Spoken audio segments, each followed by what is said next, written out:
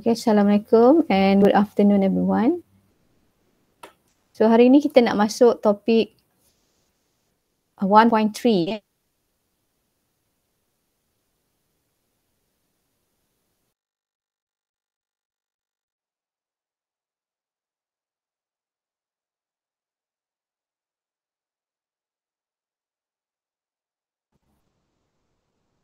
Okay, saya ajarkan kamu 1.3, 2.3. Okay, ini objektif untuk pembelajaran dalam 1.3.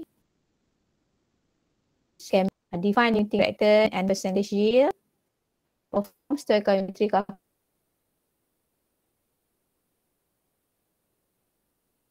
calculation using mole concept including limiting reactant and percentage yield. Okay, so yang italic dan blue in color tu yang apa yang patut kamu belajar dalam lecture. Dan yang hitam ni apa yang patut kamu buat di tutorial lah. Okay, so kita tengok keseluruhannya dalam 1.3. Okay, saya terangkan sikit dulu apa itu tentang chemical equation. Chemical equation is a precise description of a chemical reaction using chemical formula. Okay, dalam chemical equation, kita menggunakan chemical formula untuk menulis reactant dan products. Jadi ditunjukkan di situ penghasilan products, apakah formula-formula untuk produk daripada reactantsnya yang mereka formulanya apa. Okay. So chemical reaction occur when starting substances iaitu reactant react to produce new substances iaitu produk. Jadi kalau kamu nak tahu chemical reaction berlaku, perubahanlah daripada reactant menjadi produk. Jadi kita buat chemical equation tu, kita buat anak panah di antara reactant dengan produk ni menunjukkan reactant tu akan menghasilkan produk, producing. Anak panah tu menunjukkan dia producing. Daripada reactant akan menghasilkan produk. Chemical equation precisely describe chemical reaction. A chemist use chemical equation to solve quantitatively related problem. Jadi penting kita boleh menulis chemical equation sebab daripada chemical equation yang tepat dia punya molecular formula, formula reactant dan produknya, dan juga di situ ditunjukkan hubungan stoichiometry, hubungan antara reactant dengan produk untuk kita membolehkan kita membuat pengiraan. Let's say kita nak mencari berapakah produk yang terhasil. Jadi memerlukan chemical equation yang balance. Jadi dalam kita menulis chemical equation, okay, satu menggunakan kaedah inspection, by inspection method. Okay, ini ada soalan. For example, iron react with copper 2 chloride to produce iron 3 chloride solution and copper. Write a balanced chemical equation for the reaction. Jadi untuk menulis chemical equation ini diberikan nama-nama substance, reactant dan produk. Jadi kamu kena fahamlah manakah reactant, manakah produk daripada ayat-ayat yang diberikan ni. Kemudian kamu kena menulis formula-formula reactant dan produk, kemudian buatkan equation yang balance. Kita tengok contoh tadi tu penyelesaian dia. Jadi kamu kena kenal pasti dulu manakah reactant, manakah produk dan apakah formula reactant dan produk itu. Okay. Jadi nampak tadi dari segi cara dia buat ayat tadi kan. Kamu nampak iron react with. Jadi maksudnya iron tu sebagai reactant lah. Iron react with copper chloride. Copper chloride juga merupakan reactant to produce. Produce. Jadi iron chloride, iron 3 chloride tu merupakan produk sebab dia to produce. To produce iron 3 chloride solution and copper. So copper juga sebagai produk. Okay, jadi kamu kena daripada ayat-ayat tu kena tahulah mana reactant, mana produk. So reactantnya iron dengan copper chloride, produknya adalah iron 3 chloride dan juga copper. Kemudian kita tuliskan daripada nama-nama reactant dan produk itu, kita tuliskan apakah formulanya. Lepas tu kita kena balancekanlah atom. kiri dan kanan. Kita tengok di sini iron balance Fe satu-satu. Copper juga balance satu-satu. Tapi chlorine tak balance. So belah kiri ni ada 2, belah kanan ni ada 3.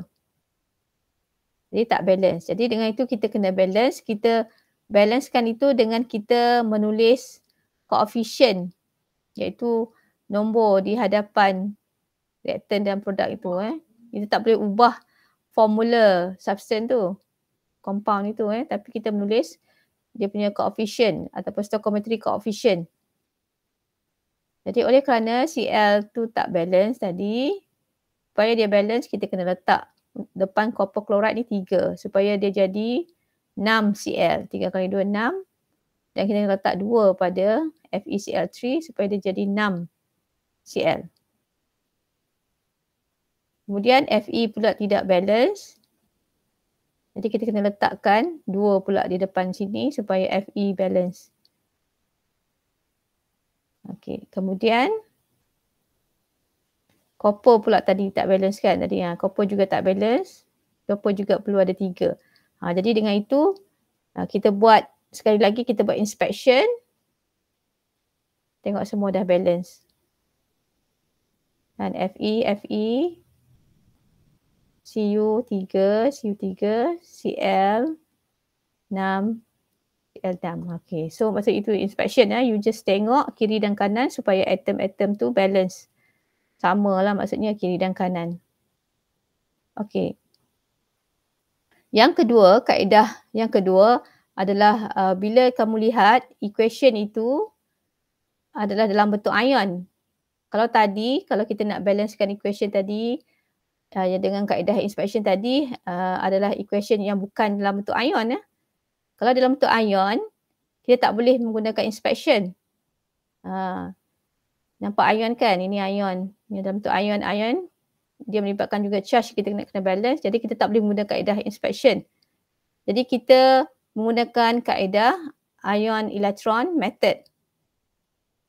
Ini adalah untuk equation yang merupakan redox equation. Melibatkan tindak balas redox. Iaitu tindak balas yang berlakunya reduction dan oxidation secara serentak. Okay. So saya tunjukkan di sini satu contoh redox reaction. Redox reactions are reaction in which one species is reduced daripada perkataan redox. Red tu adalah reduction. So one species is reduced, ox tu maksudnya oxidation, whereas another one being oxidized. Okay. So dia punya oxidation state bagi spesies tu berubah. Oxidation state ni adalah dia punya nombor pengoksidaan bagi atom-atom dalam spesies tu. Okey, contohnya di sini Cl dalam ClO- ni dia punya oxidation state dia adalah +1. Okey, dia adalah +1. Macam mana nak cari oxidation state ni kalau pun buat masa kamu di level yang lebih rendah sebelum ni kamu dah buat dah ni. Bagaimana dapat +1 di sini. Di sini saya tak tunjukkanlah. So Cl di sini +1. Di produknya dia jadi Cl -1. Jadi di sini dia punya oxidation state dia berkurang. Bagi Cl tu, nombor pengoksidaan dia berkurang. Kalau dia berkurang, dia adalah reduction.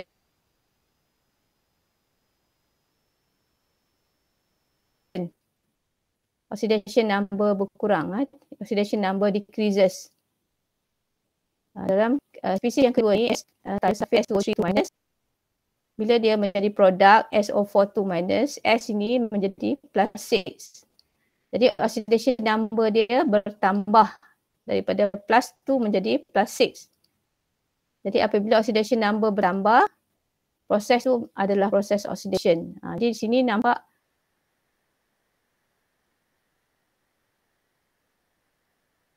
equation ini adanya reduction and oxidation occur. Okay. juga dalam reaction melibatkan penerimaan elektron. Nanti kita nampak bila kita buat equation, kita nampak dalam proses reaction, elektron akan ditambah. Elektron berada di sebelah kiri bersama dengan reaktan. Manakala untuk oxidation, kamu nampak penyingkiran elektron. Jadi elektron berada di produk bersama dengan produk di sebelah kanan. Elektron disingkirkan. Lagi satu lagi benda yang penting juga adalah tentang oxidizing agent dengan reducing agent. Okey, sekiranya spesies itu mengalami reaction, jadi dia merupakan oxidizing agent. ClO- ini merupakan oxidizing agent sebab dia menyebabkan thiosulfate ion S2O32- mengalami oxidation. Jadi ClO- ini merupakan oxidizing agent. Thiosulfate ion S2O32- ini merupakan reducing agent sebab dia menyebabkan ClO- mengalami reduction. Jadi kalau ditanya oxidizing agent, reducing agent, jadi kamu tengok yang mana antara dua reaktan ini bukan ambil yang di bahagian produk. Agent tu adalah reactants sebab dia yang mengalami tindak balas. Dia yang mengalami tindak balas. Yang mana merupakan oxidizing agent, yang mana merupakan reducing agent. Spesies yang mengalami reduction merupakan oxidizing agent. Spesies yang mengalami reduction, spesies yang mengalami oxidation merupakan reducing agent. Okey. Okey, seterusnya di sini untuk memudahkan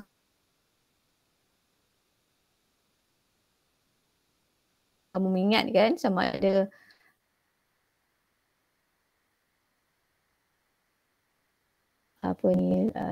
sama ada losing electron. Reduction tu merupakan gain of electron kan, supaya kamu nak mudah ingat, you ingat Lioge ni. Losing electron, oxidation, Leo tu. Untuk oxidation kan dia lost electron, so losing electron is oxidation, gaining electron is reduction. Gear for reduction ni. Gaining electron, reduction. Losing electron, oxidation. Okay.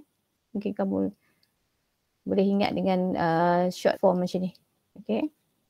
Seterusnya, untuk kita mula balancekan equation, di sini saya memberi beberapa step-step supaya kamu boleh tengok, tapi dia agak banyak di sini. Jadi kalau saya terang di sini, saya rasa kamu tak boleh faham. Jadi saya buat semula secara live.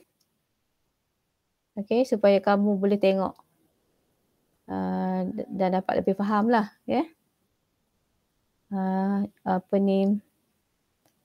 Di sini nampak banyak kan step dia kan. Tapi bila saya tunjuk secara live tu, maksudnya dia nampak tak berapa banyak sangat step. Tak perlu you tulis balik ni, ulang tulis tu tak perlu. Dia akan membuang masa dan juga mungkin ada mistake yang akan berlaku sekiranya kamu salin semula. Okay, jadi saya tunjukkan secara live, maksudnya saya buat dan sambil saya terang. Kamu juga boleh ikut saya ataupun kamu refer pada table ni. Right? Okay, balance equation tu adalah ClO- plus S2O32- menjadi chloride dan sulfate ion in acidic medium. Okay, kamu akan nampak dia sama ada dia semua balance dalam acidic medium atau basic medium. Jadi saya tunjuk dulu dalam acidic medium. Okay, equation ni balance secara acidic medium. Okay, saya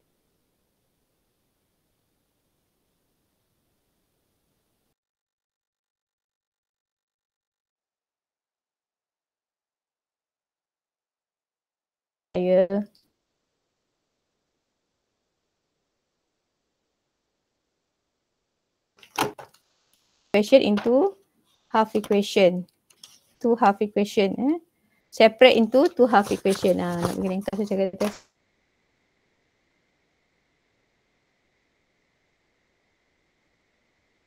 Separate into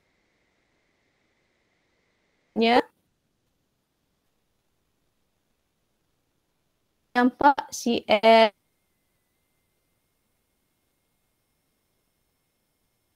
CLO minus mana CL minus menjadi CL minus 6. Yang ini kiri menjadi yang kanan ni. Ini kita split CLO minus menjadi CL minus. Okay, buat partition tengah sikit. S2O3 2 minus menjadi SO4 2 minus. Itu first step. Separate into two half equation. Jadi half equation ni satu oxidation, satu reduction lah. Okay. Yang mana oxidation reduction tu you kaji dengan, kalau you nak tahu you kaji berdasarkan dia punya oxidation state tadi ni yang saya dah tunjuk tadi. Tengok perubahan pada oxidation state bagi CL, di sini case dia CL sebelum dan selepas. Ini tengok sulfur. Sulfur ni berapa oxidation state dia, kemudian dia jadi berapa oxidation state dia. Kalau nampak oxidation number bertambah, maksudnya oxidation. Kalau nampak oxidation number tu berkurang, menjadi lebih negatif, maksudnya itu adalah reduction. Ya. Okey, kemudian kita balancekan other atom. Step yang kedua itu balancekan other atom maksudnya kita balance atom lain selain daripada oksigen dan hidrogen. Oksigen dan hidrogen kita buat last. S ni, Cl ni, kiri, kanan, dia sama nampak satu.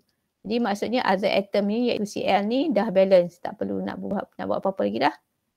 Tapi sulfur di sini kamu tengok S ni ada 2, S ni ada 1. Jadi kita kena balancekan dengan kita tuliskan stoichiometric coefficient.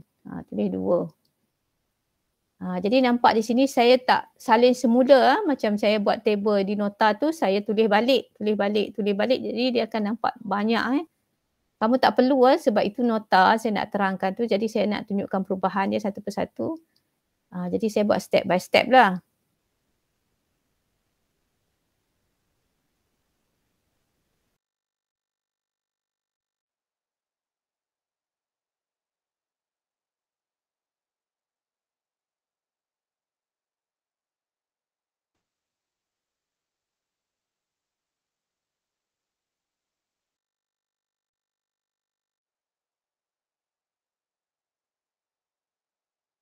Nak tambahkan O tu dengan kita tambah H2O.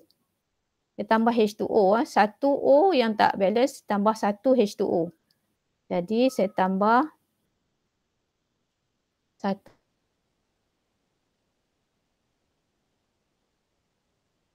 Balance. Satu. Okay, yang sebelah sini kita tengok berapa O. Jadi nampak saya terus saja buat Maksudnya kita buat bagi habis. Kita balancekan other atom tadi kan. Dua-dua belah. Lepas tu kita balancekan oksigen belah kiri. Lepas tu dengan belah kanan. Kita buat, kena buat habiskan kedua-dua equation ni. Ya. Jangan you buat sebelah je. Saya takut terlupa step tu. Okay. So oksigen sini O ada 3. Sini O ada 4 kali 2, 8. 8 kan. 4 kali 2, 8. Sini ada 3. O ni 3 saja. Jadi kita kena tambah belah sini lah, sini kurang. Kena tambah 5 kan, 5, 6, 7, 8, 5. Kena tambah 5 H2O. Tambah 5. So saya tak muat di atas ni, saya buat di bawah dia. Tambah 5 H2O.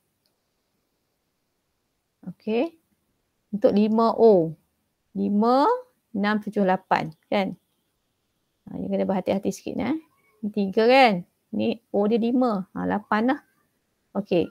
Kemudian untuk kita balancekan, the next step adalah balancekan H. Balancekan H dengan tambah H plus. Saya tak tulis dah step-step dekat sini sebab saya nak gunakan ruang sepenuhnya ni. Kamu berujuk pada table tu, balancekan H dengan tambah H plus. Tambahkan H plus. Kita check H balance atau tidak. Okey, sini ada 2 H. Sini tak ada H. Jadi sini yang kita nak kena tambah. Tambah 2 H plus. Balancekan H dengan tambah H plus. So kita tambah 2 H plus. Sebab ada 2 H di other side. Okey. Kita tengok yang ni pula.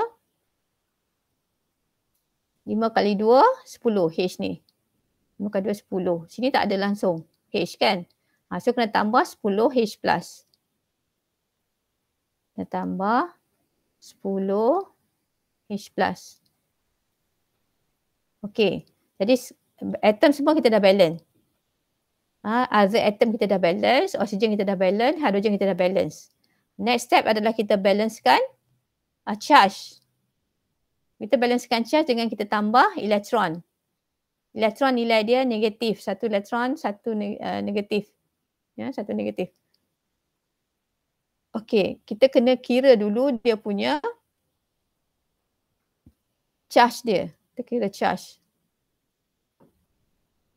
Kita kira charge kiri dan kanan tengok berapa charge dan berapa macam mana kita nak balance dia, nak tambah elektron. Okey, ClO minus ni dia tolak 1. Dia tolak 1. Ni H plus ni adalah plus 2 lah. H plus ada plus 1. Ada 2 jadi plus 1 dan plus 1 jadi plus 2. Plus 2 So plus 2 maksudnya dia plus 1. Okey, tolak 1 campur 2 jadi plus 1 lah. Kita tengok belah sini pula. Tolak 1 campur dengan H2O tu kosong. Okey, jadi ingat nak bagi balance tu maksudnya nak kena bagi sama kiri dan kanan ni nak kena bagi sama. Kita bagi jadi yang lebih negatif. Iaitu kita kena jadi dia tolak 1. Yang plus 1 ni kena jadi tolak 1. Dengan kita tambah elektron. Sebelah sini. Kita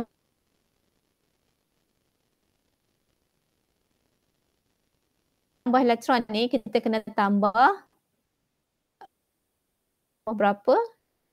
Tolak 1 elektron dia jadi tolak 1 baru jadi kosong kan. Kita nak jadi dia tolak 1. Jadi kita kena tambah 2 elektron. Kita kena tambah 2 elektron.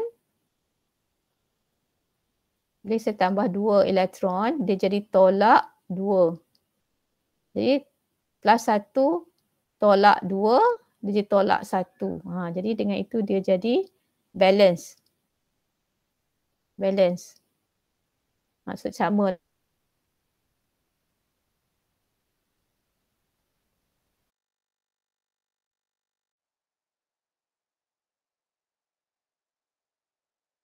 Dah.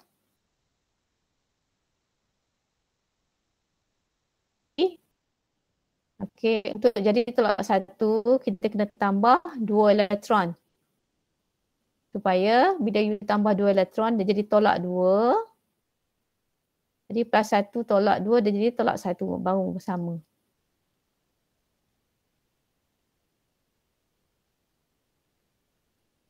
Okey, macam tu Sekali kita tengok belah sini. 2 minus jadi tolak 2. Tolak 2, air kosong.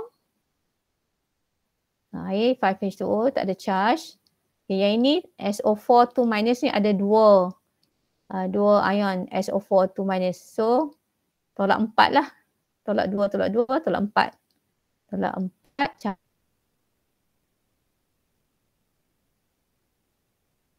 campur dengan ni H plus ni ada 10. So ada plus 10. Okay. So jadi plus 6.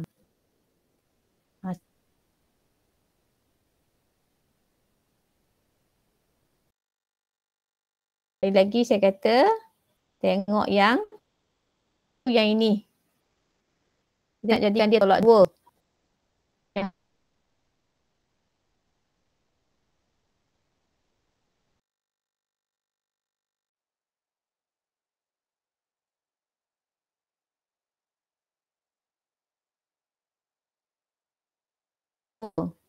Iaitu kamu kena tambah 8 Jadi plus 6 tolak 8 dia jadi tolak 2. Baru sama.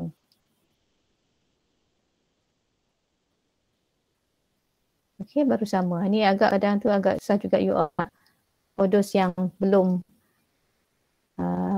mahir tentang balance equation ni lah. Dia agak sukar ya for first time lah. Tapi yang dah biasa, especially SES tu saya rasa okey kot yang dah buat dah ni. Okay, so sekarang ni dia punya charge dia dah balance. Tapi sekarang elektron tak balance. Kamu nampak elektron di sini. The next step adalah kita balance kan elektron yang nombor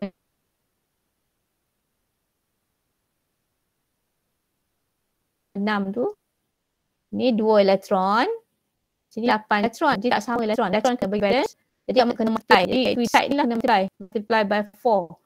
Kita multiply the whole thing lah. The whole thing ni saya buat kurungan. Macam ni. Saya akan kali 4. Jangan silap lah ni. Ini takut tertinggal. You kali 4 so that jadi 8 elektron.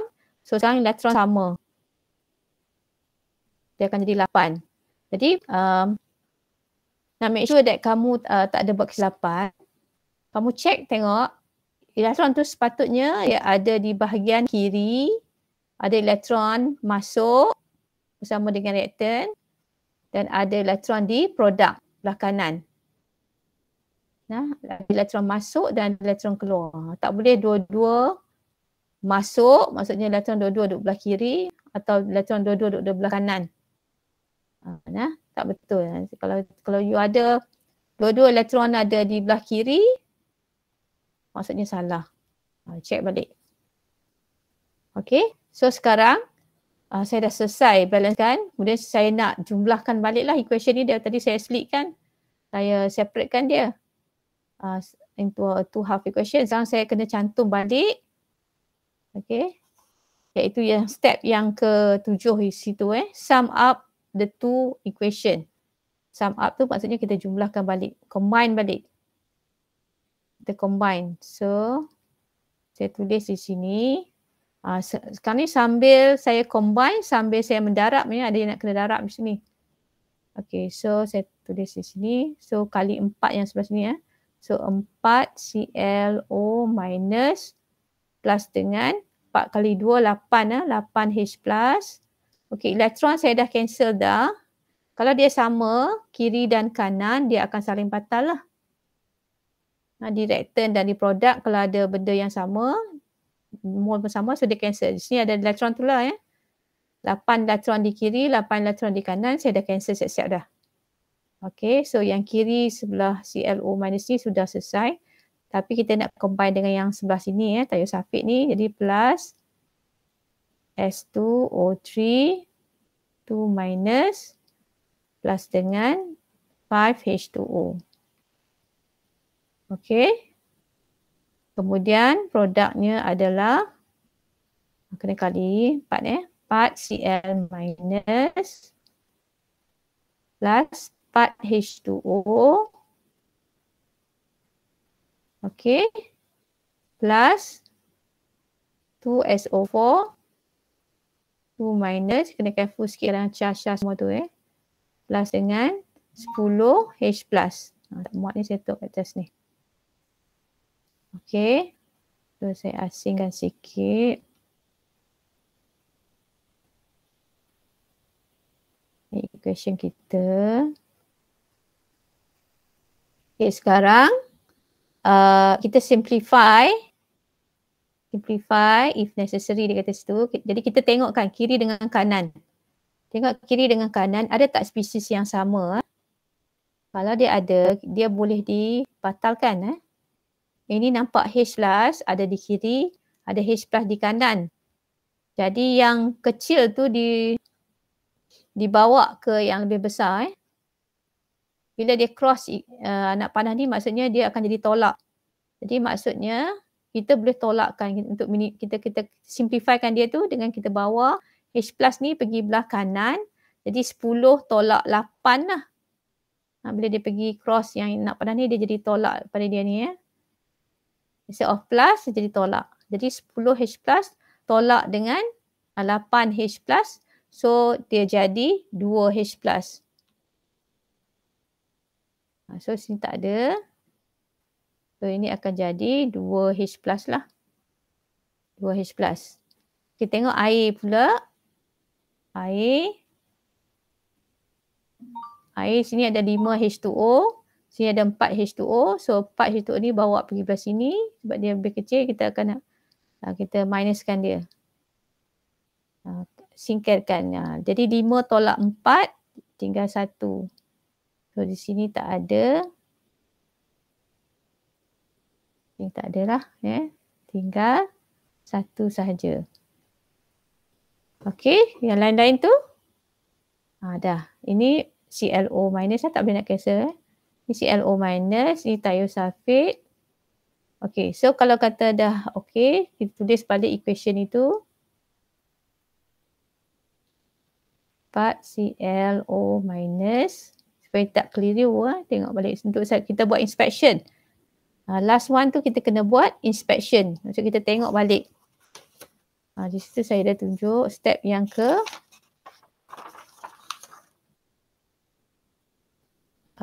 dia kena inspection. Saya tak tulis kat situ kan. Simplify as necessary. Step 9, kena ada 9 lah. Kita buat inspection. Saya tulis balik, lepas tu buat inspection.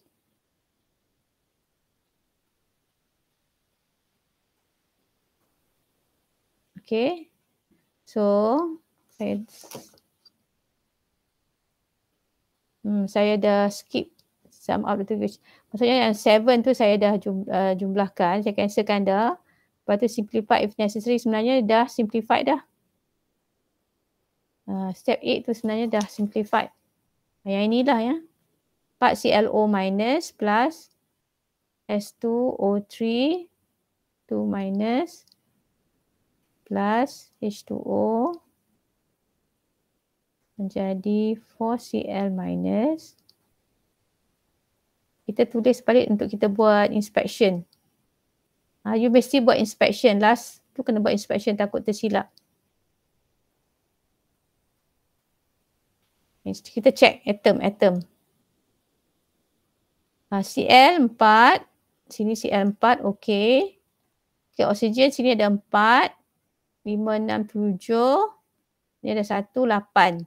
Jadi oksigen ada 8. Sini ada 4 kali 2, 8. Okey, oksigen. H sini ada 2. So sini ada 2. Okey, jadi balance. Jadi mesti last step tu mesti kena kita kena buat inspection. Kita kena buat inspection. Check atom tu kiri kanan. Mesti final tu kena buat inspection. Tadi kita dah combine. Sini kita combine tadi. Combine and simplified sekali. Lepas tu dia dah dapat ada equation tu, tulis balik. Buat inspection. Last. Buat inspection. Okay. Lepas tu tulislah dengan dia punya phase dia. Okay. Ion mestilah aqueous.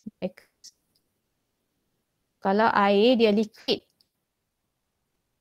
Aqueous. Kalau you nampak CO2, O2, itu gas lah. Aqueous. Kalau ion ni adalah aqueous. Air liquid. Letakkan phase. Bila kita buat equation, kita kena letakkan dia punya phase. Okay, so itu adalah redox equation dalam acidic medium. Kamu nampak ada H plus di situ. Maksudnya dia acidic medium lah. Nampak ada H plus. Acidic medium. Okay, kalau kata you nak kena balancekan equation dalam basic medium, kita follow the same step yang kita buat untuk acidic. Kita dah dapat cantik dah ni, dah balance dah. Kita sambung sikit. Jadi the next step ni, okay, saya tulis balik tadi. Yang equation yang kita dah balance tadi, yang dalam acidic medium, iaitu 4ClO minus plus S2O3 2 minus plus H2O to form 4Cl minus chloride ion plus 2SO4, 2 minus and 2H plus, sama kan? Alright. Macam tadi. Okay, kita tengok berapa banyak H plus. Okay, untuk kita buat basic medium, untuk basic medium, kita tengok berapa H plus. Look for the H plus. Tengok H plus dia. Berapa dia ada.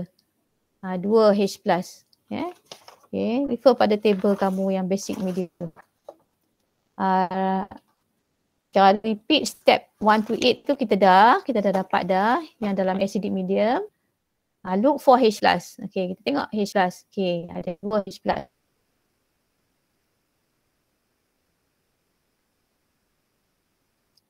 Add hydroxide ion, same amount to that side and add also to the other side. Maksudnya kita kena tambah hydroxide ion.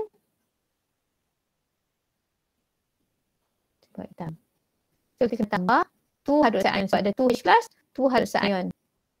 Kalau H plus ada 1 saja, so 1 plus 1 hydroxide ion. Kalau sini ada 6, tambah 6 hydroxide ion. Okay, kita bukan tambah dia yang side kanan saja. Kita tambah juga di sini. Seolah-olah kita tak tambah pun. Kita tambah same amount, 2 hydroxide ion. Okay. Yang sebelah yang ada H plus dengan hydroxide ion together ni, yang ni dia ada di sini. Jadi kalau H plus campur dengan hydroxide ion dia akan jadi air. H plus plus hydroxide ion dia jadi air. So dia jadi 2 air lah di sini. So dia jadi 2 air.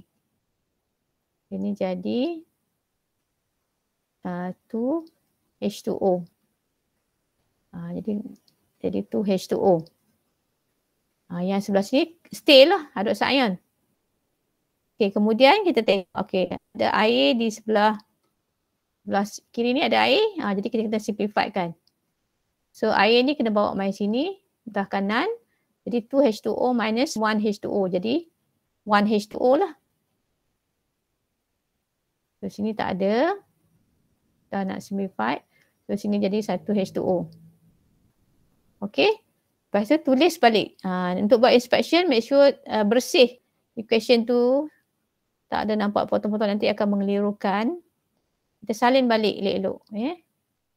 So 4ClO minus plus S2O3 2 minus plus 2 hydroxide ion becoming product 4Cl minus plus 2SO4 2 minus plus 1H2O.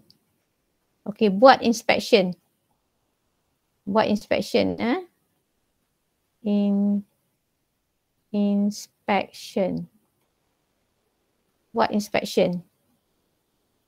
Equation nak kena tahu balance tak balance, kena tengok check atom dia. 4Cl. O ada 4, 5, 6, 7, 8, 9. O ada 9. 4 kali 2, 8. O tu 9. Okay. H pula. H ni ada 2. H ni ada 2. Okay. So balance. You nampak dia ada hydroxide ion kan?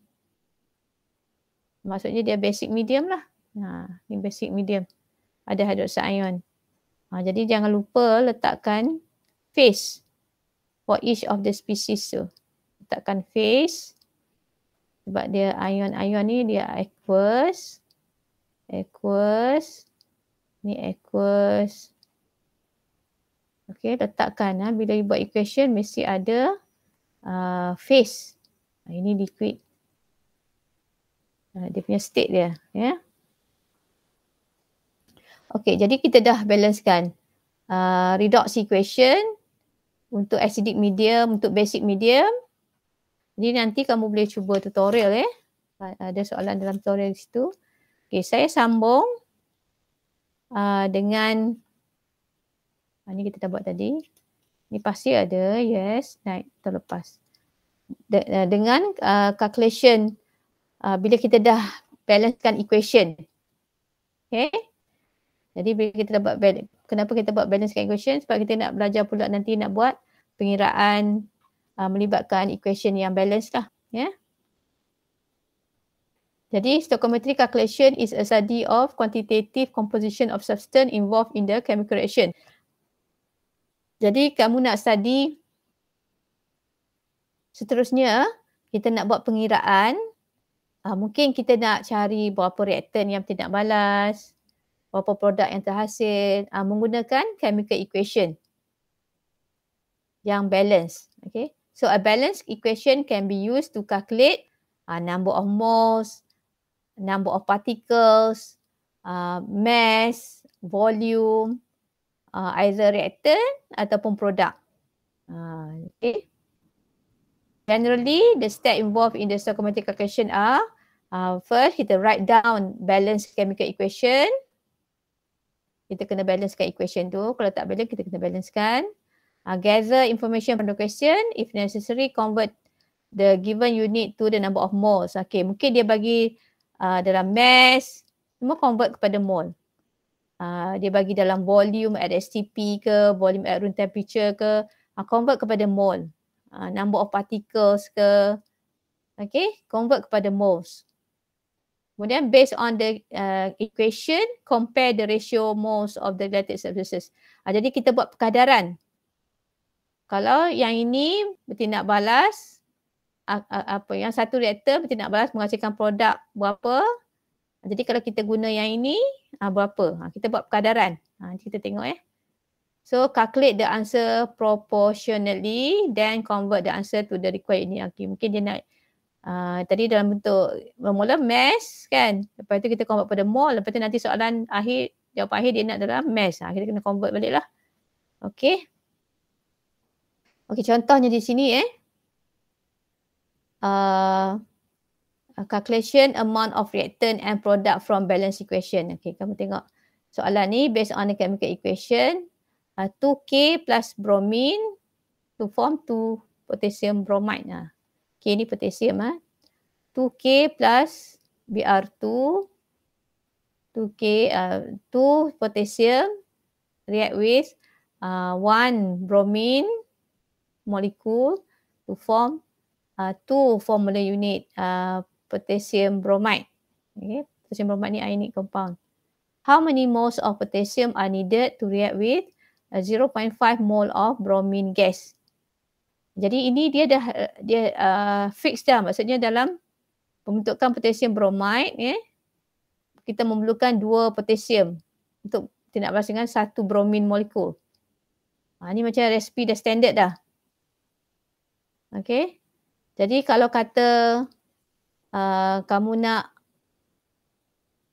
gunakan bromine 0.5, berapa potassium yang diperlukan? Macam tu perkadaran dia. Okay. Jadi kan tadi saya kata dia punya formula dia tu dah fix dah. Maksudnya dia dah, resepi dia tu dah fix dah. Resepi dia dah fix dah. Maksudnya 2K plus 1 Br2 menghasilkan 2 KBr kan. Itu dah fix dah. Dia punya resepi dia. Macam kita nak buat kek katakan. Okay. Dalam penghasilan 2 biji kek katakan. 2 biji kek memerlukan 2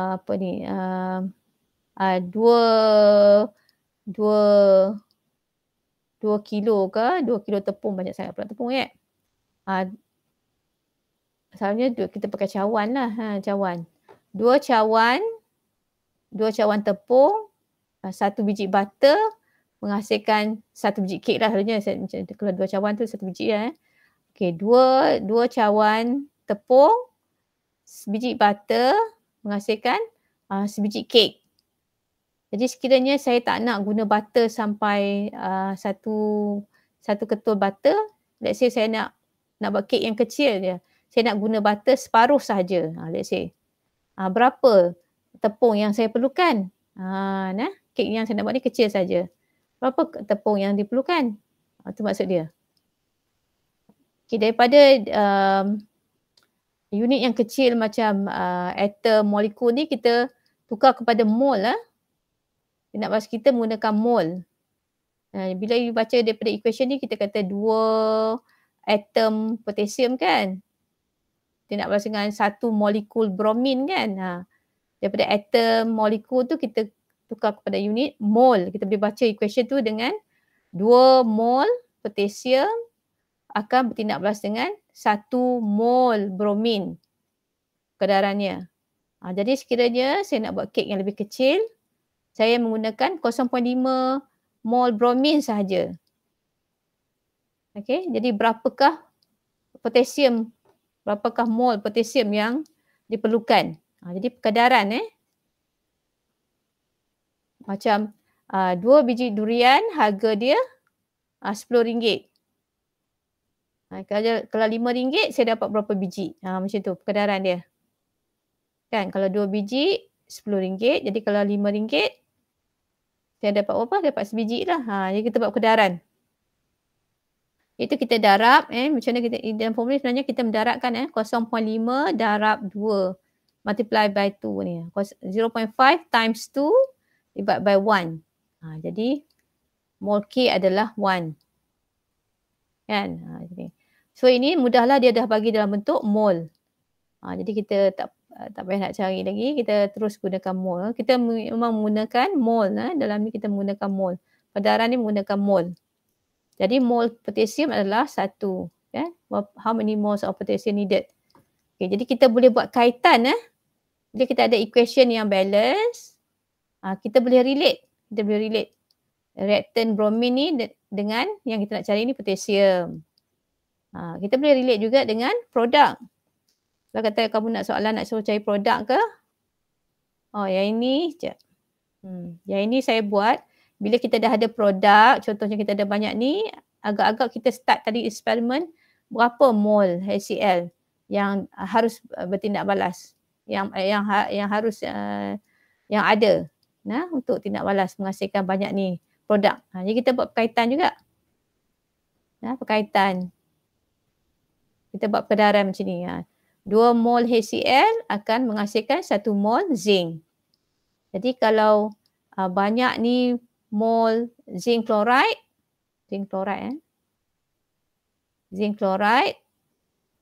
berapakah mol HCl yang diperlukan tu? Okey. Di sini daripada mass tu kena tukar kepada mol dululah tu yang jadi mol dia. Mol ni so mass over molar mass untuk zinc chloride molar mass dapatlah mol. Bila kita buat kedaran ni kita tulis mol. Mesti tulis semua ni 2 moles HCl 1 mol. Jangan tulis 2 HCl 1 zinc chloride, tak boleh, kena ada mol di situ. Kamu jangan malas. Ramai student dia suka malas lah. Kena tulis ni 2 mol, tulis 2 mol 1 mol zinc chloride. 2 mol HCl kita baca 2 mol HCl, jangan tulis 2 HCl, salah, 2 mol. 2 mol HCl 1 mol zinc. Jadi kalau banyak ni mol zinc chloride, banyak ni mol zinc chloride, berapakah mol HCl? Jadi kita buat kedaran. Jadi 1.833/1/3 kali 2. Kali 2, dapatlah mol HCl. Dia nak mol je, dia tak nak mass kan? Dia nak mol. Okay, so kita boleh stop kat situ je lah. Jawapan akhir dia. Okay, lagi mungkin juga dia bagi maklumat tentang volume ke. Ethene gas burn in excess oxygen. Okay, ni oxygen ni excess. According to the following equation. Jadi ethene plus oxygen. Jadi CO2 and water. Determine the volume of CO2 release. Ini dia tanya volume, RSTP. Volume RSTP.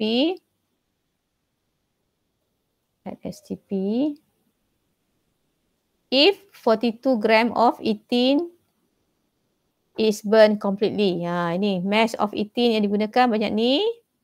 Berapa volume CO2 yang terhasil. Jadi kita kena convert daripada ethene ni mass kepada mol.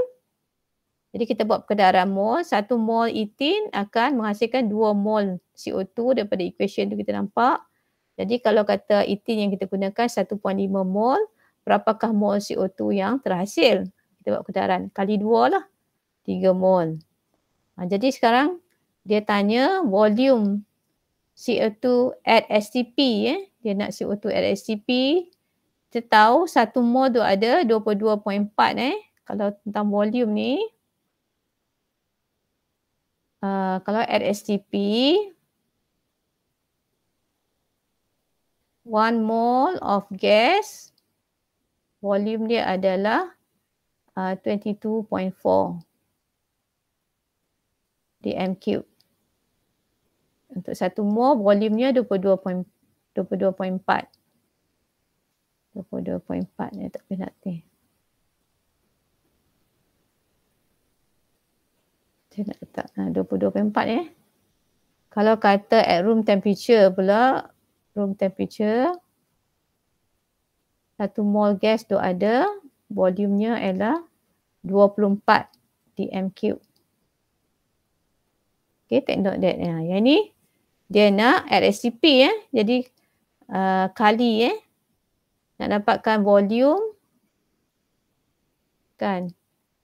Ingat dia punya formula tu.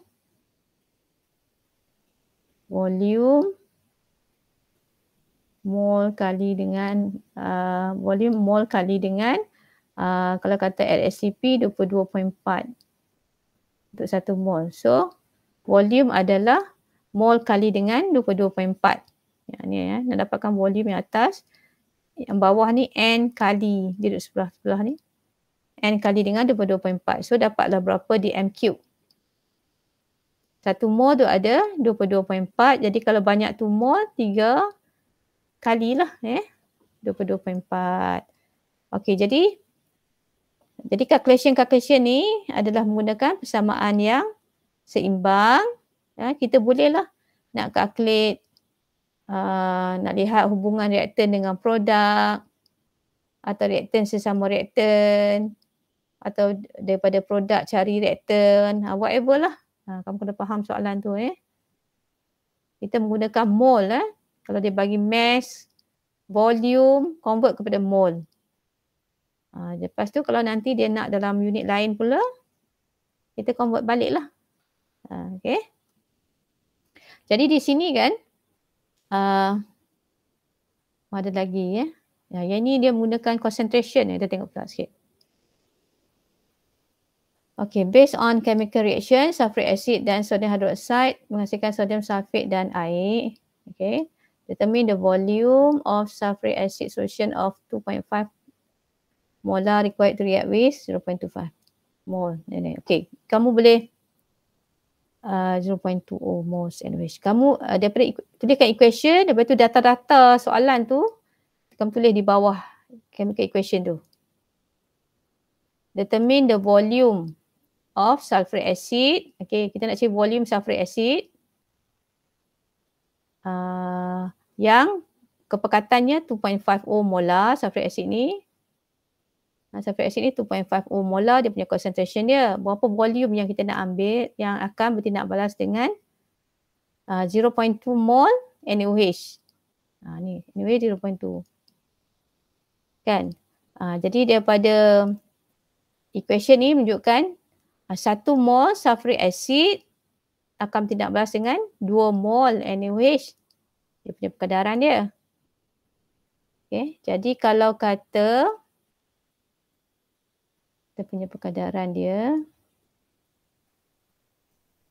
Perkadaran ni saya buat kotakkan sikit boleh nampak 1 mol sulfuric acid 2 mol NaOH daripada equation tu nampak kan. Jadi kalau 0.2 mol NaOH, berapa mol sulfuric acid?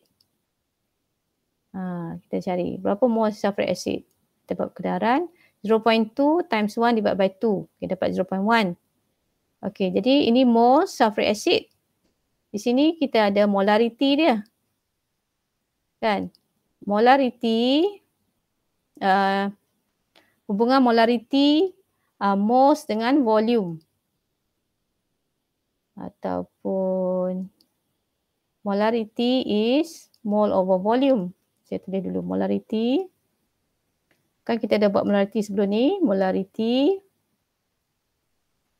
Molarity sulfuric acid solution Molarity adalah mole over volume.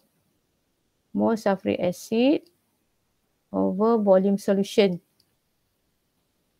Dalam dm cube kan formula molarity. Okay, molarity mole sulfuric acid over volume solution. Okay, sekarang kita nak cari volume solution ni.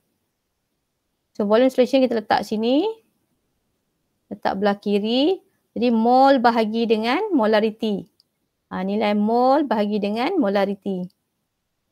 Okay, dapatlah. Dalam dm cube lah ni. So kita nak convert dalam cm cube, kita kali 1000. Dapat 40 cm cube. Okay, jadi ini saya dah ubah sesuai daripada formula atas ni lah. Volume solution adalah mole sulfuric acid, ni mole dia. Mole over molarity, 2.5 dia punya molarity. Okay. Ataupun you nak pakai formula mole adalah M kali dengan V. Formula di sini sama sajalah. So V adalah berapa? Okay. Ini adalah menggunakan concentration. Kan, tadi kita dah buat mole, mass, volume. Ini solution pula. Jadi dia akan bagi concentration. Dia akan bagi concentration, molarity. Jadi volumenya berapa? Ingatlah MV tu adalah mole. Formula ni sebenarnya MV jugalah. Mole juga ni. M dengan V tu adalah mole. Formula ini samalah dengan mole adalah M kali dengan V. Ni mole kan? Ni mole lah ni yang ni. Mole adalah M kali dengan V. Jadi bila kita ada M, molarity dengan V, sebenarnya kita akan ada maklumat mole. Mole. Ni. Mole ni sama dengan yang ni. Dua ni. So volume adalah kan, mole adalah M kali dengan V. Jadi volume adalah mole bahagi molarity. Mole bahagi dengan molarity dapat volume. Formula ni lah. Okay. Sama saja. Dua formula atas bawah tu sama. Jangan keliru. So nak buat N sama dengan MV atau yang bawah pun boleh. Atau yang nak buat MV per 1000 tapi V tu dalam cm cube lah. Dibagi 1000. Okay. Nanti you tengok balik dia buat tak. Okay. Seterusnya, akhir sekali seterusnya, kita masuk kepada limiting reactant dan excess reactant. Okay, reaction tu kadang-kadang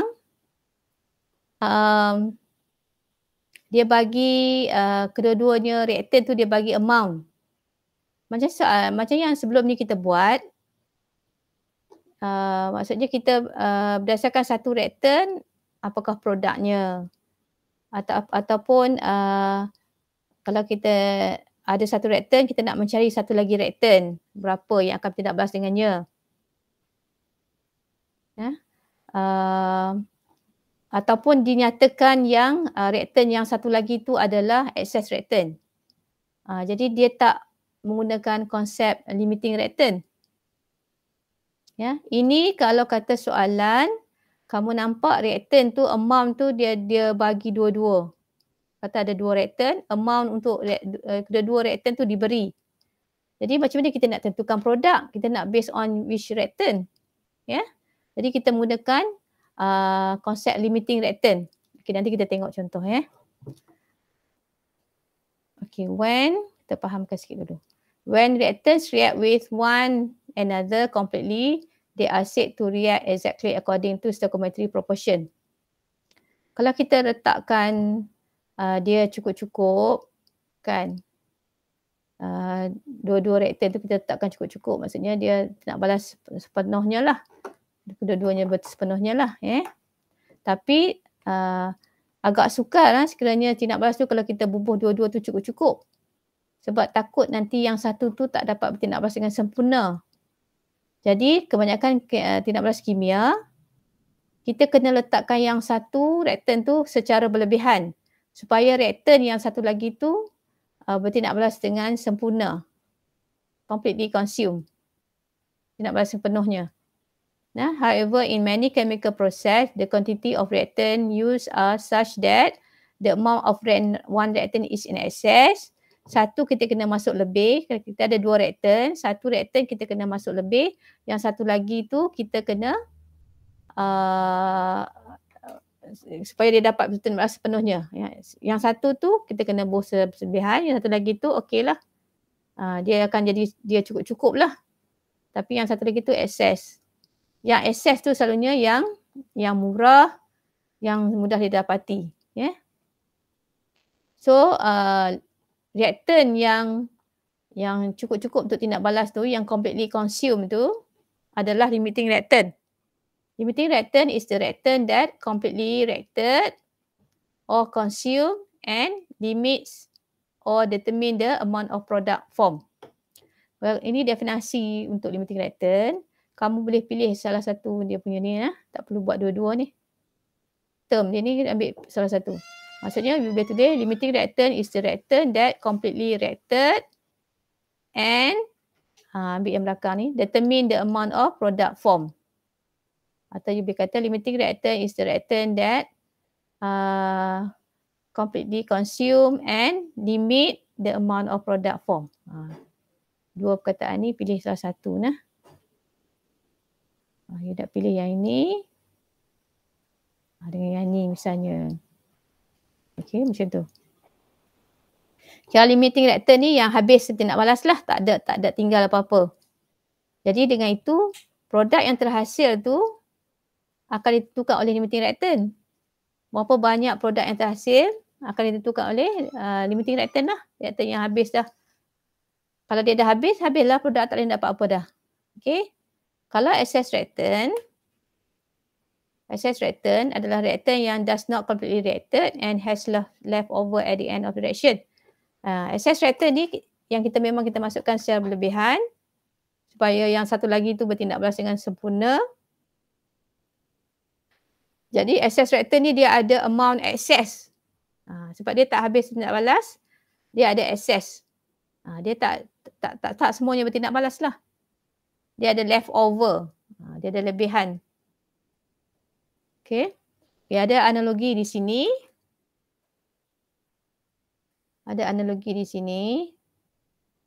Okey, ini nak buat cheese sandwich. Nak buat cheese sandwich. Macam dia lari sikit. Nak buat cheese sandwich. So, saya kena ada roti dan cheese. Cheese dan roti. Cheese sandwich. Okay, saya ada 6 keping roti, 4 keping cheese. Jadi nak buat cheese sandwich ni, untuk satu sandwich memerlukan 1 keping cheese dan 2 keping roti. Right? Jadi dengan itu saya hanya boleh dapat 3 sandwich sajalah. 3 sandwich. 3 set sandwich lah. Jadi yang lebih ni ada sekeping cheese yang lebih. Jadi yang lebih tu adalah excess reactant. Tak, sebab dia ada yang leftover. Manakala roti adalah limiting. Dia adalah limiting sebab dia semuanya digunakan untuk buat sandwich. Okey, itu dah maksud dia limiting reactant dengan excess reactant. Saya harap kamu faham lah. Okey, jadi nak tentukan berapa banyak sandwich yang akan boleh kamu buat adalah bergantung kepada berapa keping roti lah. So limiting reactant, completely reacted and determine the amount of product form. Okey. Itu definisi masing-masing Okey, jadi dalam kita nak mengira limiting reactant,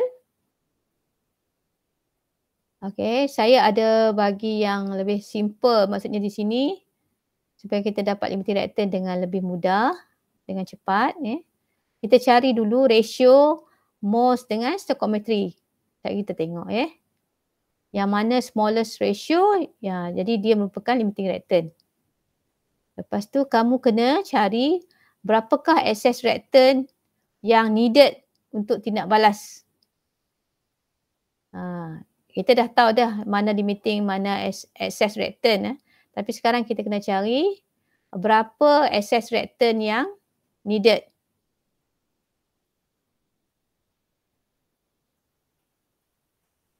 Excess reactant di sini excess reactant yang determine the amount of excess reactant yang needed. Excess reactant ni sini reactant. Bukan excess reactant yang needed. React completely with the limiting.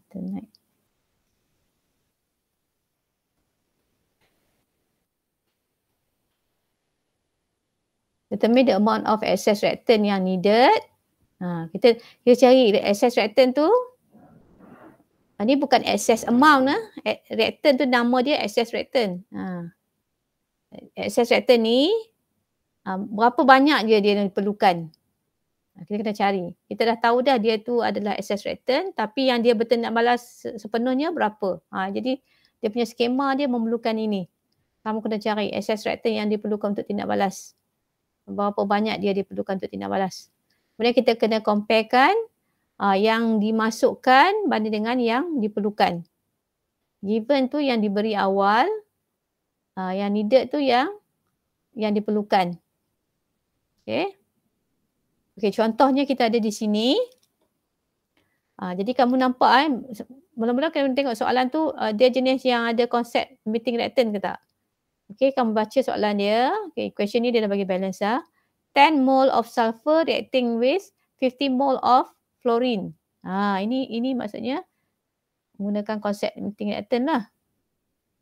Sebab dia bagi dua-dua amount. Reactant tu dia bagi dua-dua. Sulfur pun bagi 10 moles. Fluorine pun bagi 15 moles. Jadi dua-dua reactant amount dia diberi. Jadi tentu kita akan kena guna kaedah limiting reactant sebab kita nak tentukan produk ni kita nak based on siapa? You nak based on sulfur ke, nak based on fluorine ke? Reaction normally dia tak bubuh cukup-cukup. Untuk tindak balas jadi sempurna, dia kena satu tu dia akan masuk secara berlebihan. Supaya yang satu lagi bertindak balas dengan sempurna. Soalan yang sebelum limiting reactant ni, maksudnya kita based on satu saja. Dia tak habaq dah yang satu lagi tu berapa. Nak tentukan produk tu dia memang bagi untuk satu je reactant tu. Dia tak bagi information on other reactant. Ataupun dia dah cakap dah yang satu lagi reactant tu dia adalah excess reactant. Dia dah cakap dah. Jadi itu tak menggunakan konsep limiting. Yang dia dah habaq dah satu excess, yang ni excess reactant. So tak perlu dah yang the other one. Jadi nak tentukan produk tu based on yang amount reactant yang diberi tu. Harap you faham lah. Dalam kes ni, dua-dua amount reactant tu diberi. Jadi kita nak tentukan produk, kita nak ambil yang mana satu. Jadi kita kena determine dulu. Which one is the limiting reactant. Kalaupun soalan tak ada suruh menentukan limiting reactant, kamu kena cari which one is the limiting reactant. So determine the limiting reactant and excess reactant, calculate moles of SF6 form. Okay. So saya kata tadi kita cari dia punya ratio. Tadi ada step mula tadi. Ratio antara mole dengan stoichiometric coefficient. Ini persamaan yang balance. S fluorine SF6. Sulfur di sini stoichiometric coefficient dia 1. Fluorine sini 3. Ambil mole bahagi dengan stoichiometric coefficient untuk mencari ratio. Ratio untuk sulfur, ratio untuk fluorine masing-masing. Kita tengok nilai ratio itu manakah yang terkecil. So fluorine 5 ratio dia. Jadi fluorine yang terkecil, jadi dengan itu limiting reactant adalah fluorine. Jadi sebenarnya kita dah tahu dah sebenarnya. Kita buat dengan cepat. Fluorine merupakan limiting reactant. Kalau kita tengok ratio antara mole dengan stoichiometric coefficient, kita dah tahu dah sebenarnya. Ini adalah limiting. Limiting reactant. Ini tentulah excess reactant lah.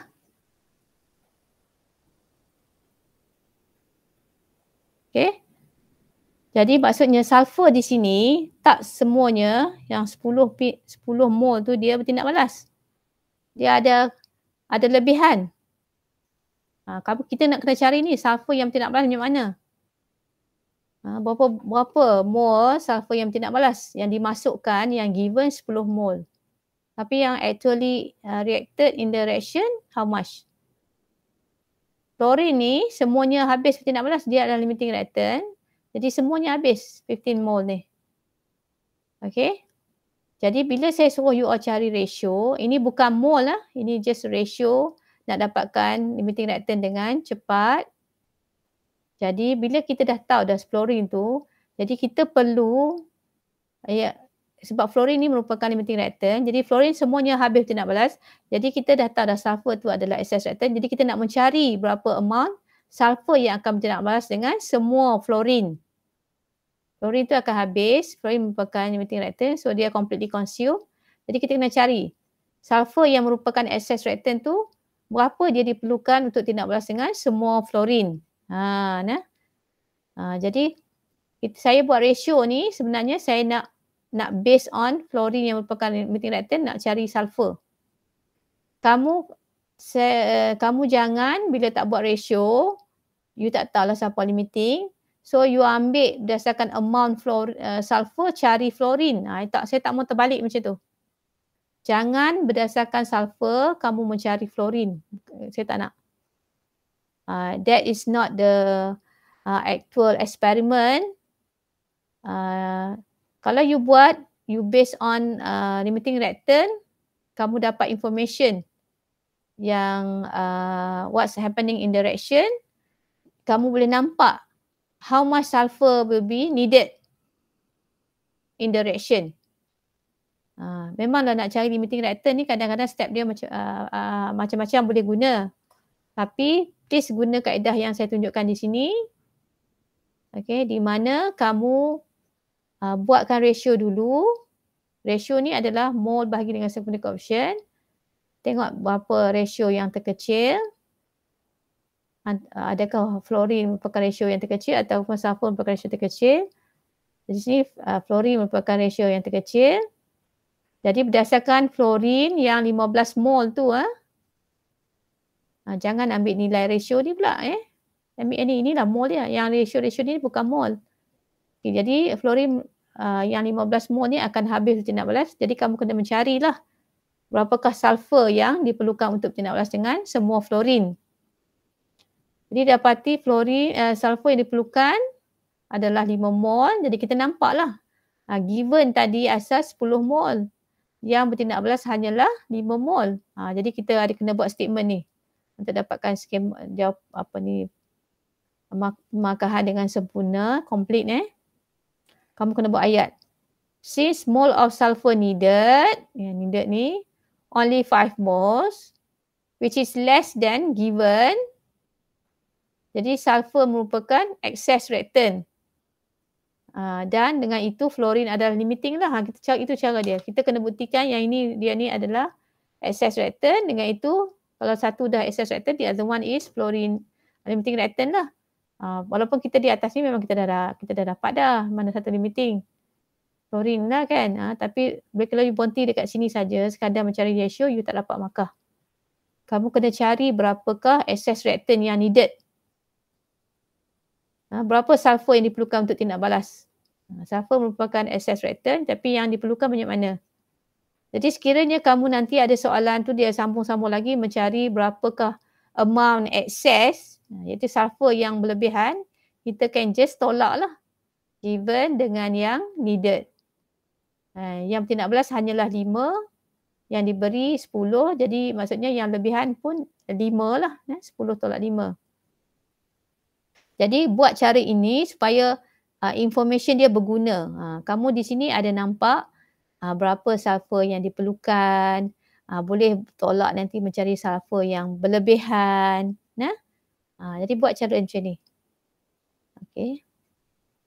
Memanglah ada macam-macam pensyarah mungkin dia menggunakan kaedah yang berbeza. Okey, ini soalan seterusnya. Berapakah SF6 yang terhasil sebagai produk?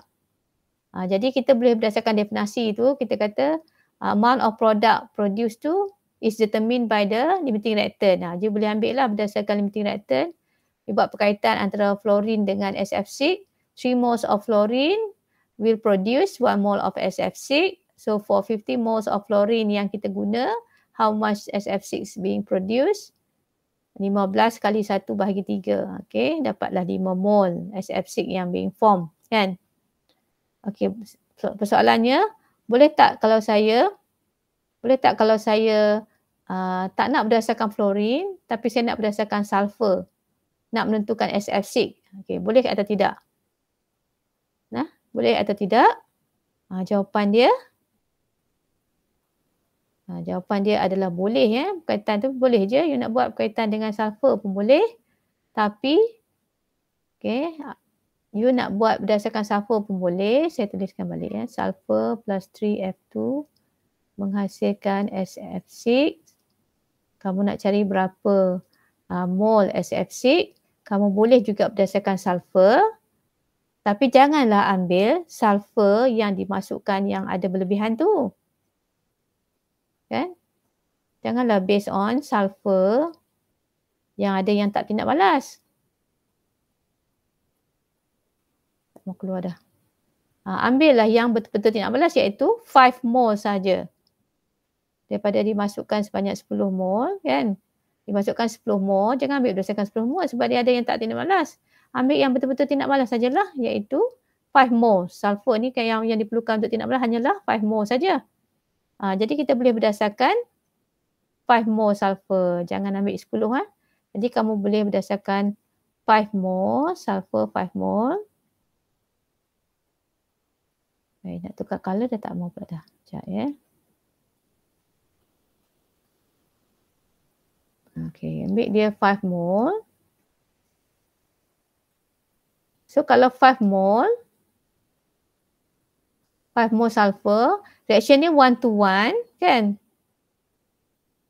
Reaction dia you nampak 1 to 1, 1 sulfur, 1 SF6. Jadi maksudnya SF6 adalah 5 mol jugalah. Saya tak payah kira, senang saja. Dapat SF6 5 mol lah. Jadi jangan ingat, kita nak tentukan produk tu, kita nak kena tengok berdasarkan limiting saja. Boleh, nak kena berdasarkan limiting pun boleh. Tapi kita boleh, any reactant ada perkaitan dalam persamaan tu bolehlah. Tapi janganlah ambil yang ada berlebihan. Ambil yang amount yang betul-betul bertindak balas sahajalah. Okey, saya harapkan faham itu ya. Okay, seterusnya. Okay, last one ni about percentage yield. Yield tu adalah hasil produk yang terhasil daripada eksperimen ke. Yield mungkin ada dua yield lah. Ada actual yield, ada theoretical yield. Theoretical yield dulu. Okay, jap tak mau keluar dah. Theoretical yield. Theoretical yield adalah yield yang predicted by stoichiometry. Maksudnya yield yang memang kita jangka berdasarkan kita buat pengiraan. Kalau kita start reactant kita banyak ni, sepatutnya produk kita buat calculationnya, sepatutnya kita dapat banyak ni lah. Kita buat calculation. The maximum obtainable product that is predicted by stoichiometry is called theoretical yield. Predicted by stoichiometry ni maksudnya kita buat pengiraan berdasarkan persamaan yang balance. Kalau kita guna reactant banyak ni, kita kira tengok, okay, so kaitan dengan produk apa daripada persamaan tu, berapa mol, kaitan dia. Jadi sepatutnya kita akan dapat produk banyak mana. Kalau kita guna reactant banyak ni, macam tu. Okay. The predicted yield is not always the same as the amount of product that is actually obtained from a chemical reaction. Memanglah bila kita buat eksperimen, kadang kita timbang sana timbang sini ni, lost in between. Bila kita boil sana boil sini kan hilang sikit dekat sana dekat sini. Jadi tak samalah yang kita predict dengan yang what actually obtain daripada eksperimen tu. The amount of product that is actually obtained in experiment is called actual yield. Yield yang sebenar, you buat eksperimen, lepas tu pergi timbang tengok berapa you dapat, itu actual yield. Dia tak melibatkan pengiraan. Kita buat eksperimen, pergi timbang berapa dapat. Itu actual yield. The actual yield of chemical reaction is usually less than theoretical yield lah. Should be less lah kan, dia hilang. Tak boleh lah actual yield lebih daripada theoretical yield, maksudnya ada benda asing pula dalam kamu punya produk. So percentage yield atau percent yield is the ratio of the actual yield to the theoretical yield multiplied by 100. It is determine how efficient a chemical reaction. Okay. Nak cari percentage yield, nak cari berapa persen kita dapat produk kita, ambillah apa hasil pada eksperimen dengan hasil daripada teori yang kita buat calculation kali dengan 100. Okay. Okay, sini saya ada buat kartun sikit sini. Teacher tanya, what yield did you get? Dah tahu dah formula percentage yield adalah actual yield divided by theoretical yield times 100. So one student report, I got 20%.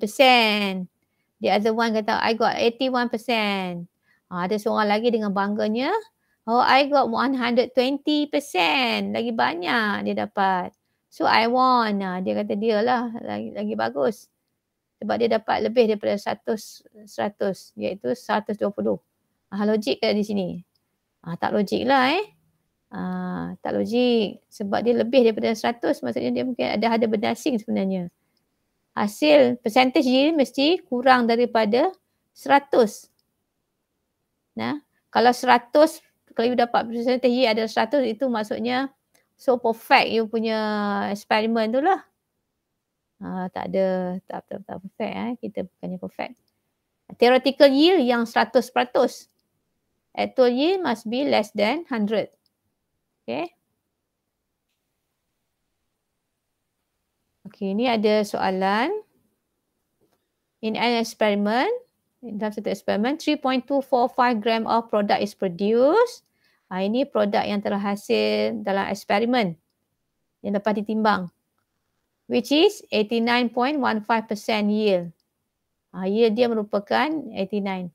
Berat ni merupakan hasil yang merupakan 89.15%.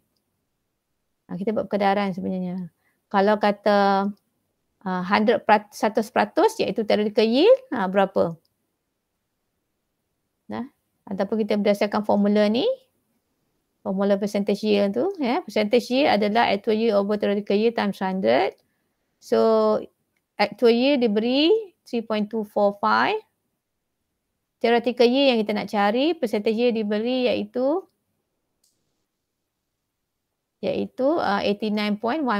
Jadi kita ubah sesuai, cari theoretical yield. Theoretical yield ni atas ni, actual yield over percentage yield times 100.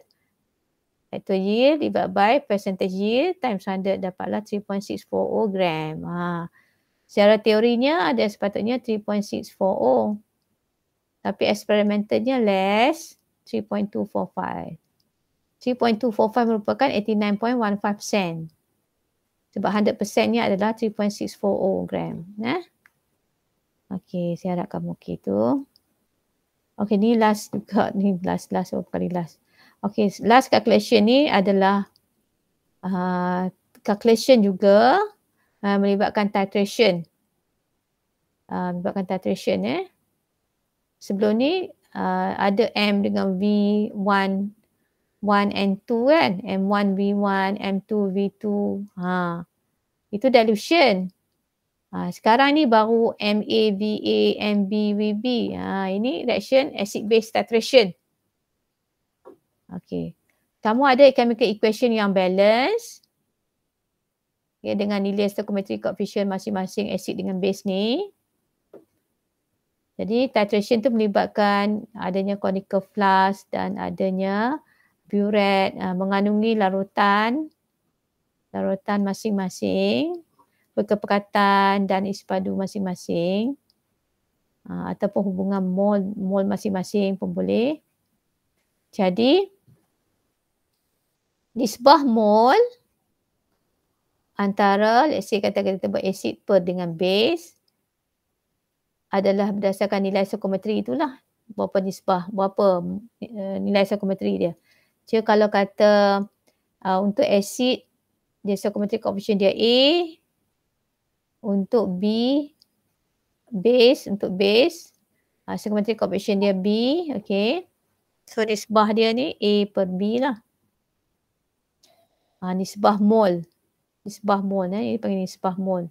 A over B. Mol tu adalah M. Mol adalah note di sini Mol adalah M kali V. Atau you nak buat MV per 1000 pun boleh. Jadi kalau mol A,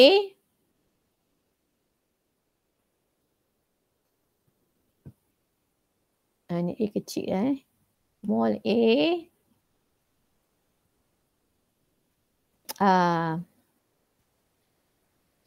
ini yang kena kecil, ini yang kena besar. A, sorry.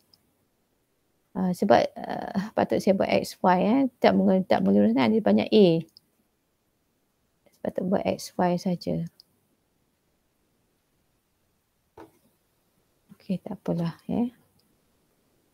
macam ni Okey, sini A, saya betulkan.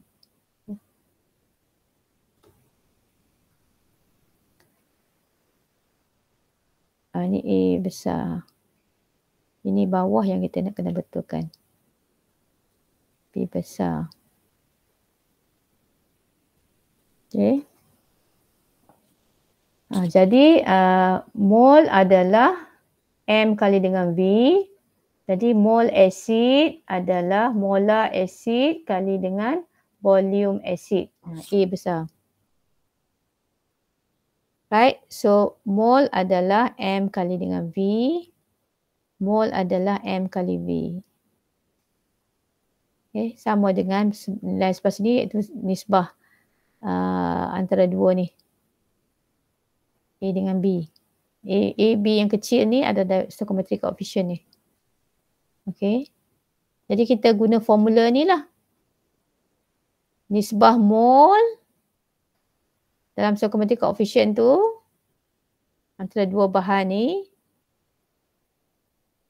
adalah sama dengan M kali dengan B over M kali V tu kan mol mol kan, M kali V tu mol. Ni mol sama dengan nilai nisbah mol di stoichiometric coefficient. M kali V iaitu mol sama dengan nilai stoichiometric coefficient, nisbah stoichiometric coefficient di equation yang balance. Okay, kita tengok di sini. Soalan kita mungkin formula dia agak mengeluhkan ke macam mana kan. Kita tengok Jadi kita catat, kita lukis, sini tak ada lukis biuret ini adalah acid base titration. So saya buat biuret di sini. Buat gambaran seperti yang sebelah ni. Supaya nampak sikit data-data tu apa dia, dekat biuret ke, dekat conical flask ke. Okay, kita ada biuret dengan conical flask. 32.55 ml NaOH solution is needed for complete neutralization of 10 ml sulfuric acid solution in calculate molarity. Okay. Okay. Sebab saya tengok sini volume dia tu tidak completely round kan, bukannya 22.0. Dia 55 ni maksudnya macam yang pakai biuret lah. So dia duduk atas. 22.55 mil. 2 molar. Jadi kita buat dia berhenti titration tu dengan sudden tu and then dia tengok berapa volume tu dia boleh baca dekat biuret tu, dia boleh baca plus minus 0.05 kan. Jadi dia dapat 22.55 2 molar NaOH ni di biuret. Lepas tu dalam conical flask dia ada 10 ml. Ni dia guna pipette exactly 10.00 ml. Dia pipette kan sulfuric acid ni dalam conical flask lah. Sulfuric acid solution. Okay. Dia tanya molariti sulfuric acid tu. So molaritinya berapa? Soalan tanya apakah kepekatan larutan itu yang dimasukkan dalam conical flask. Tanya molaritinya berapa. Jadi kalau kamu perasan di sini dia memerlukan kan. Kalau kamu tengok gambar sini dia ada MV. Kalau tak ada MV bawah ni satu pun dia ada mol ke mol ada. Instead of MV dia buat mol pun boleh. Okey. Yang ni dia beri semua maklumat lah. Maksudnya kita ada MV kan. Yang ini dia suruh cari M. Lepas tu ni ada V dia. Okey. Jadi kita nak cari M. Dari formula ni dah ada. Nak cari M je. M ni. Yang lainnya tu mesti ada. Ada. Kan? MAVA, MBV. Saya nak kena buat instead of AB ni saya buat XY. Senang. Ini A. Acid ni base. Dia agak mengelirukan. A kecil, A besar ni. Okey, jadi kita nak cari molar acid. Berapa kemolaran acid tu? So, molar acid adalah volume acid 10 divided by molar weight, molar base 2 molar. Kalau kamu lukis kat sini kamu nampak 2 molar kali dengan volume base 22.55. Jadi cari yang ini. Semua ni ada. Ini nilai stoichiometry. Nisbah stoichiometry tu iaitu acid dengan base 1/2 lah. So dapatlah molar acid. Okay, 2.3 molar. Right? Jadi banyak juga calculation melibatkan titration macam ni. Jadi konsep dia tu kamu tengok dia ada bagi MV, bagi satu reaktan. Yang satu lagi MV juga bagi satu reaktan lagi. Satu acid, satu base. Dia ada MV masing-masing. Mungkin nak cari V ke, nak cari M ke. Dia ada 4 benda kat sini kan. Dia ada 4 ni. Okay, mungkin nak cari yang satu. Ini semua kena bagi nilai-nilai nisbah. Right? Kalau dia tak bagi dalam MV, mungkin dia bagi mol. Sebab MV tu adalah mol. Mungkin dia bagi mol. Katakan you nak cari volume acid ni. Jadi molar acid kena ada dengan mol base ni kena ada. Dia tak nyatakan M dengan V tapi buat dalam bentuk mol. Pun boleh. Nak cari volume acid. Jadi molar kena ada. Mol base ni kena ada. Nisbah ni daripada equation. Okey. Kamu mungkin buat soalan tutorial, soalan parsial untuk mahirkan diri. Saya ada di sini soalan parsial.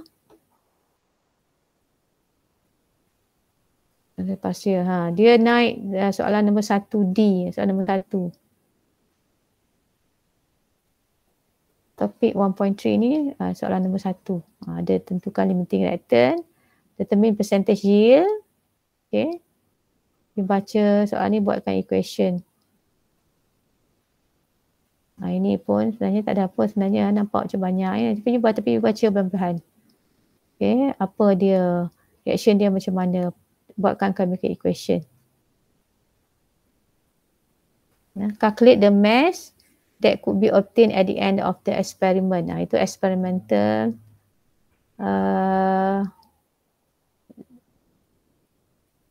Calculate the mass. Untuk kita cari lah.